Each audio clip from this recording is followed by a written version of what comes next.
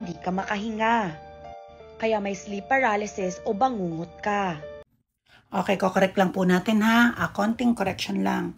Ang sleep paralysis, ang bangungot, at nightmare. Sinasabi dito sa content niya na merong elemento na kung saan kapag natulog ka sa ilalim ng puno ay nagiging experience mo ang sleep paralysis or hindi ka makagalaw pero gising ang diwa mo. Magkaiba ang sleep paralysis, ang bangungot, at nightmare. Nasabi sa content na ang pangontra daw doon ay kakagatin daw ang thumb para magising ka. Pero paano mo magagawa yon kung under ka ng sleep paralysis ay hindi ka makagalaw? Ang sleep paralysis, ang sign dyan ay healthy ang mind mo, healthy ang utak mo, kaya ka nagkaka-sleep paralysis. Ang term ng iba ay bangungot, nakasanayan na term ng iba ay bangungot dahil kung ano-anong nakikita mo habang